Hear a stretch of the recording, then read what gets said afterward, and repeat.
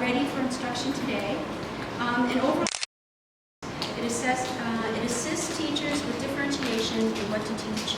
It's a number that correlates to the scales found in DISCOT and shows where a student is in their learning continuum. In other words, what they're ready to learn today. Great.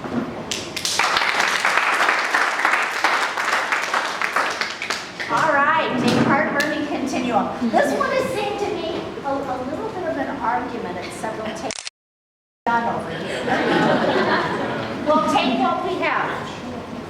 So the definition about Descartes learning continuum is that it is a list of skills that correlated with a common core state standard to guide teachers in the continuous learning process of all the students based on the read score. Very good.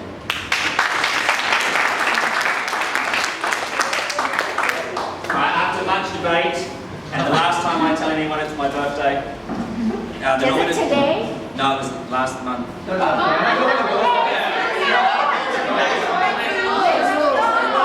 it's like the closest to today.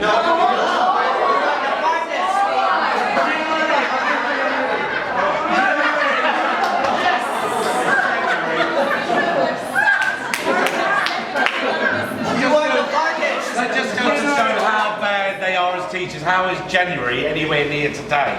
Closer than Why have I got two again? No, you can't be both. Normative data. A set of data to reflect where the student's results are in reference to the 50th centile.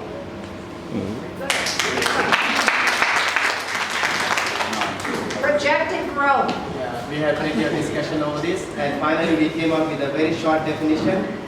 Expected growth of the student based on grid score. That's it.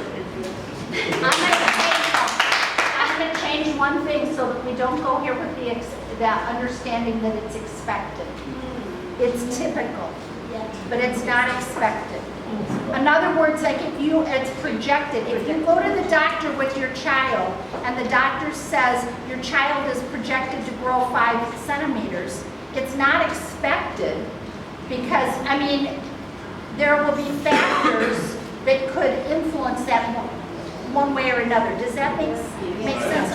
So it's projected or it's like typical, other kids are like that. So we want to just be careful that we don't say expected because a lot of our kids are not going to make that growth. And then it's like, oh, you didn't meet my expectation.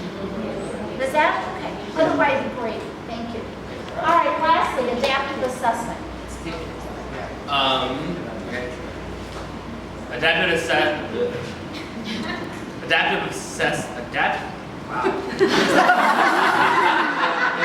Well, there's the first part of it. Adaptive assessment. Good, Says the native English speaker. A strategy for evaluating students' abilities at different levels and using the results to better provide differentiated learning instructions.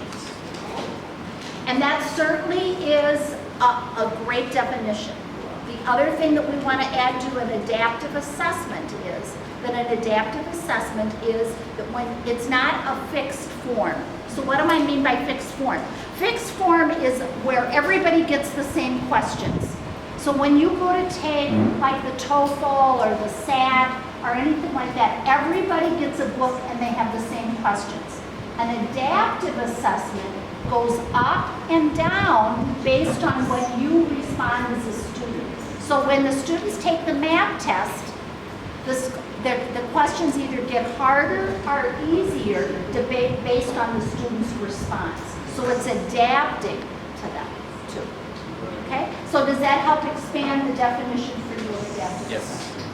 Okay, we're not going to sit down, but we're going to just stand for a moment. We're going to take a break. We've got 2 things to do. You've taught